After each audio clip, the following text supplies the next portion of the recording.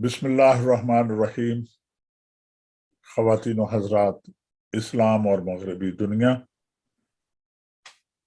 ये एक बहुत बड़ा सब्जेक्ट है और इसमें डॉक्टर अब्दुल करीम शकूर साहब ने, ये उन्हीं की किताब का टाइटल है, बहुत मेहनत की है। डॉक्टर साहब अस्सलाम वालेकुम, क्या हाल है? वालेकुम अस्सलाम। तबीयत ठीक है? अल्लाह का बड़ा एहसान है, आपकी दुआ है। जी। तो ख़वातीन व हज़रात, चलते हैं इस इस्लाम और मगरबी दुनिया के अगले मौजू पर, फ़लसफ़ा और इस्लामी फ़लसफ़ा। क्या मुसलमानों से पहले कौन सा फ़लसफ़ा था और किस हवाले से वो फ़लसफ़ी हैं वो दुनिया को देखा करते थे, और उसके बाद इस्लाम आ गया और इस्लाम एक मुकम्मल साब्ता हयात भी है। और इसमें हमारे जो इस्लामी या मुस्लिम फ़लसफ़ी हैं, उनका ख्याल, जो उन्होंने कैसे बातें की हैं, जो उन्होंने क्या बताया है या कैसे महसूस किया है, दुनिया को कैसे देखा है, तो हम दरख्वास्त करते हैं डॉक्टर अब्दुल शकूर साहब से कि आप इसके हवाले से क्या कहना चाहते हैं। दरअसल हम इस्लाम और मगरबी दुनिया और ओरिएंटलिज्म या इस तशराकियत के हवाले से तकरीबन 12वीं सदी में पहुंच चुके हैं। जी जी। और 12वीं सदी में नाम आता है इब्न रुश्द का, जी। जो कि फलसफी थे। अब इब्न रुश्द और फलसफी की बात करने से पहले ये देखना है कि फलसफे की दुनिया में और कौन से नाम हैं। जी। तो वो बैकग्राउंड आज हम देखते हैं, और अगली जो किस्त है उसमें हम इब्न रुश्द के हवाले से बात करेंगे। तो उससे पहले हम ये देखें कि फलसफा, यूनानी फलसफे का जो आगाज है जी जी। वो थेलस से हुआ है। थेलस जिसको तालीस भी कहते हैं। यूनान के चंद बड़े फलसफी जो हिकमत के हवाले से बुनियाद माने जाते हैं, उनमें सबसे पहला नाम आता है थेल्स का, जिसे तालीस कहते हैं। ये फितरी फलसफे का बानी सुकरात से पहले, और ये यूनान का रहने वाला था, जिसका ताल्लुक मिल्टॉफ के शहर लॉरेट से था। और ये तकरीबन 624 साल ईसा अलैहिस्सलाम की पैदाइश से पहले का जिक्र है। यानी 624, तकरीबन 546 साल तकरीबन आप कह लें ईसा अलैहिस्सलाम की पैदाइश से पहले उसने सूरज ग्रहण की पेशिनगोई की, और उसे 7 कदीम बुजुर्गों और जाहिदों में से समझा जाता था। ये जो फलसफी था, इसने जियोमेट्री के इल्म का मुताला करने के लिए यूरोप का सफर किया।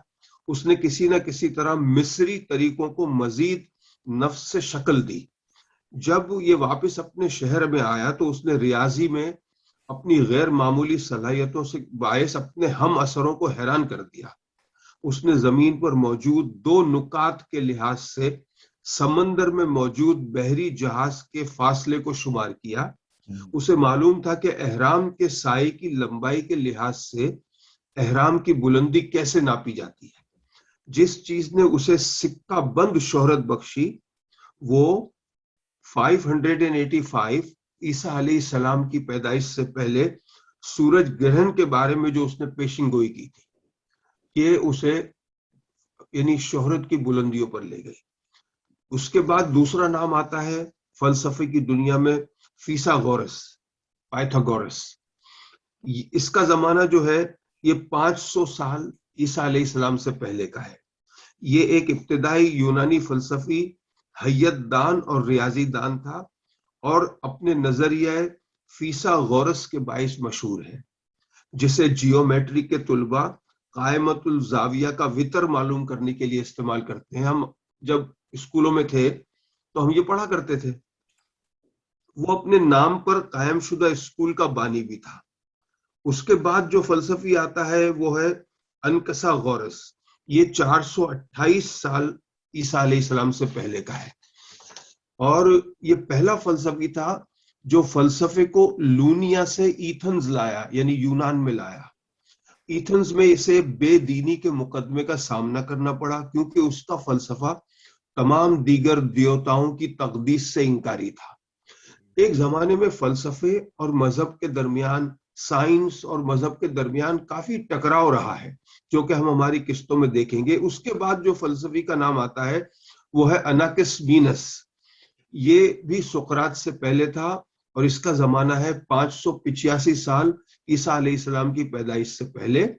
اور یہ انقسام جو یہ فلسفی تھا اور یہ اپنے دوسرے فلسفیوں کا ہم اثر بھی تھا۔ اس کے خیال کے مطابق ہوا ہی تمام اشیاء کا بنیادی عنصر ہے۔ اس نے ہوا کو مین عنصر مانا تھا۔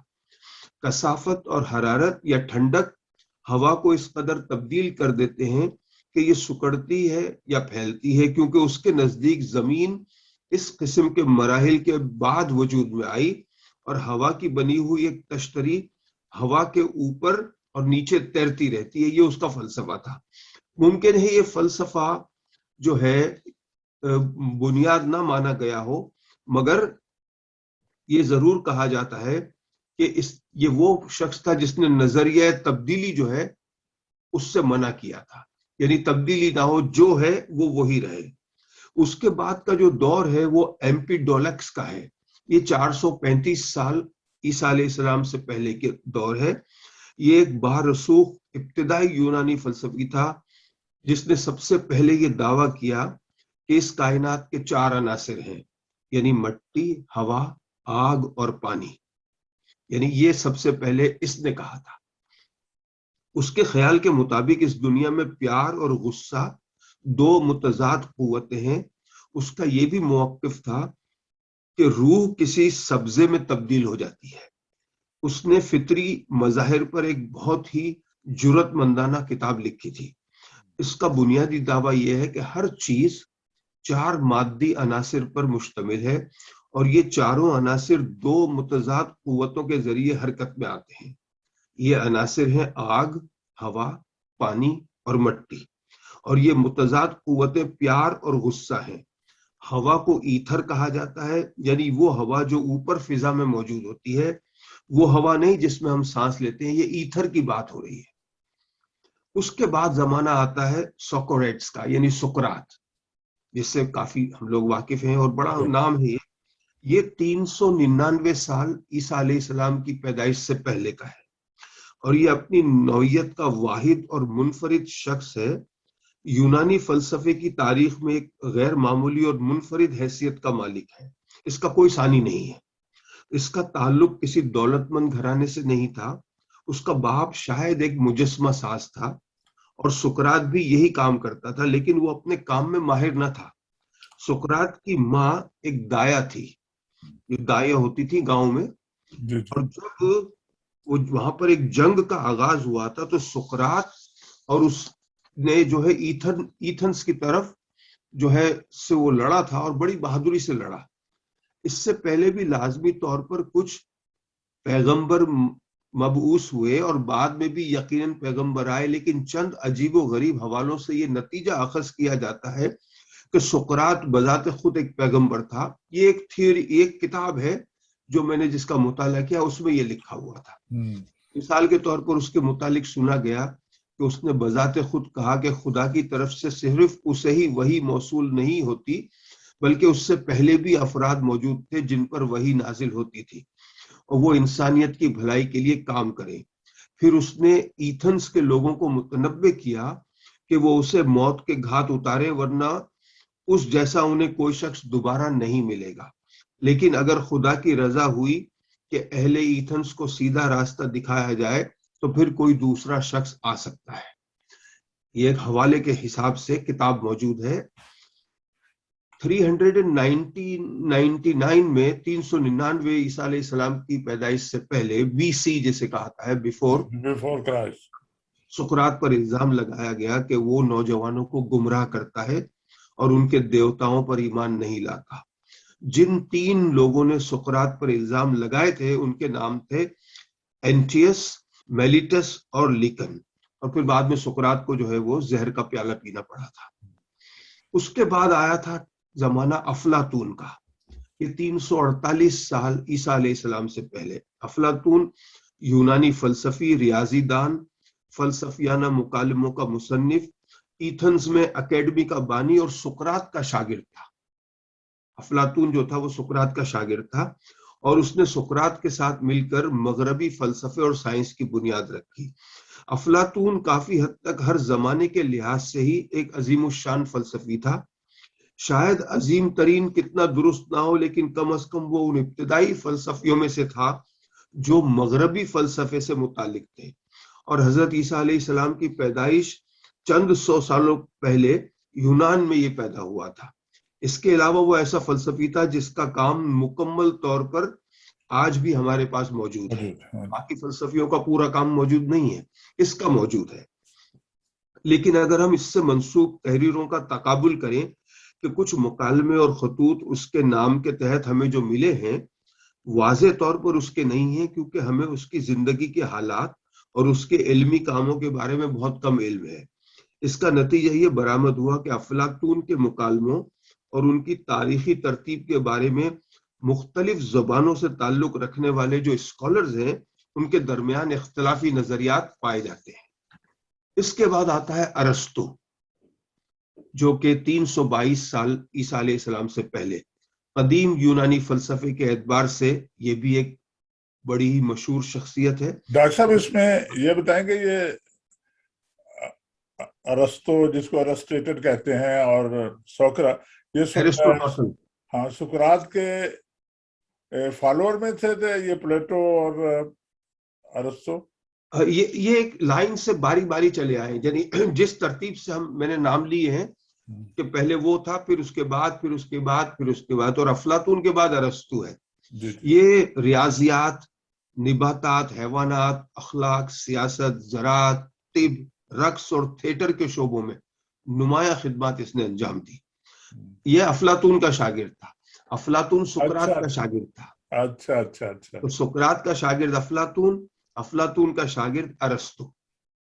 جیسے ڈاکٹر صاحب یہ جو افلاطون ہے، افلاطون سلطنت کی بات کرتا ہے نا، سلطنت. ہاں ہاں، اس کا اپنا سیاسی فلسفہ بھی ہے، ارسطو کا بھی. اور جو سقراط ہے وہ مینجمنٹ کی بات کرتا ہے. ہاں، وہ الگ الگ ہے ان کا. تو یہ افلاطون یا سقراط کی نسبت، یعنی اس کی شہرت اس لیے بھی ہے کہ اس نے افلاطون کے نظریہ اشکال کو مسترد بھی کر دیا تھا، اور اس نے بہت سی تصانیف جو ہے ایسی ہیں، یعنی اس میں اسے کئی مضامین پر یعنی عبور حاصل تھا. ارسطو نے علم کی جس شاخ کو بھی چھوا اس میں انقلابی تبدیلیاں پیدا کی. ارسطو کی طرف سے تجویز کردہ 4 عناصر جو ابھی ہم نے پہلے ذکر کیا تھا نا کہ 4 عناصر جو ہیں، اس نے مزید ایک اور عنصر کا اضافہ کیا. اب 5 ہو گئے ارسطو کے آنے کے بعد، یعنی مٹی، پانی، ہوا، آگ اور ایتھر. اب مٹی، اس نے کہا کہ جو ٹھنڈی اور خشک ہے وہ ٹھوس یعنی کہ جدید نظریے کے مترادف ہے. پانی جو ٹھنڈا اور گیلا ہے وہ مائع کے جدید نظریے کے مترادف ہے. ہوا جو گیلی اور گرم ہے وہ گیس کے نظریے کے مترادف ہے. اور آگ جو گرم اور خشک ہے وہ حرارت کے جدید نظریے کے مترادف ہے. اور ایتھر وہ الموی مادہ ہے جو حلقہ ہائے فلکی اور اجرام فلکی یعنی ستارے اور سیاروں پر مشتمل ہے. یعنی اس نے 5 عناصر جو ہے اس کی تشکیل دے دی. تو یہ فلسفے کے جو لوگ تھے یہ ابن رشد سے بہت پہلے تھے. اور اصل میں فلسفہ کیا ہے؟ فلسفہ جو ہے وہ منطق ہے. اسی لیے کہا جاتا ہے نا، دیکھیں دین کے جو معاملات ہیں اس میں ہمیں جو کہا گیا ہے ہمارے اسلام میں کہ ہمیں غیب پر ایمان لانا ہے، یعنی وہ چیزیں جو ہم نے دیکھی نہیں، جنت ہے، جنات ہیں، مرنے کے بعد کی زندگی ہے، ان پہ ہمیں ایمان لانا ہے. خدا ہے، یہ چیزیں ہم نے دیکھی نہیں ہیں لیکن ہمیں ایمان لانا ہے.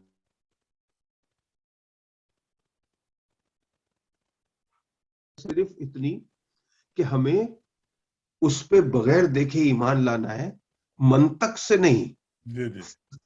اگر عقل سے بات کرنی ہوگی منطق سے، تو منطق کا یہ اصول ہے جو فلسفے میں ہے منطق، کہ اگر آپ ایک دلیل دیں گے نا کسی چیز کے لیے، تو میں اگر اس کے مخالف جاؤں گا تو میں اپنی دلیل سے آپ کی دلیل کاٹ دوں گا، پھر میری دلیل کو کوئی اور کاٹ دے گا. تو منطق کو منطق کاٹتی رہتی ہے. تو اگر آپ دلیلوں سے ماننے جائیں گے تو پھر کبھی بات نہیں بنتی. پھر نتیجہ نہیں نکل سکتا نا.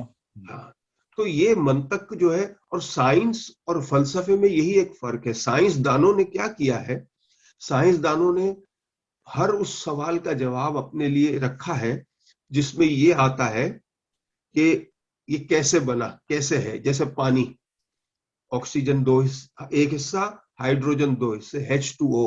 سائنس یہ بتائے گی. لیکن بہت سے ایسے سوال کیا ہے وہ انہوں نے، سائنس نے نہیں حل کیے، ان کے بس کا نہیں ہے، انہوں نے وہ فلسفیوں کو دے دیا. جیسے زندگی کیا ہے، اب یہ سائنس نہیں بتائے گی لیکن فلسفی بتائے گا زندگی کیا ہے، اور ہر فلسفی الگ الگ بتائے گا. ہاں زندگی کا جو بارے میں کسی کی رائے، آپ کی رائے الگ ہوگی، میری الگ ہوگی. تو کچھ سوال ایسے ہیں جو فلسفے کے لیے رہ گئے، کچھ سوال ایسے ہیں جو سائنس کے لیے رہ گئے، اور کچھ چیزیں ہیں جو مذہب کے لیے رہ گئی. 3 بنیادی چیزیں ہیں. تو آئندہ جو ہماری بات چیت ہوگی وہ ہم ابن رشد کے حوالے سے کریں گے.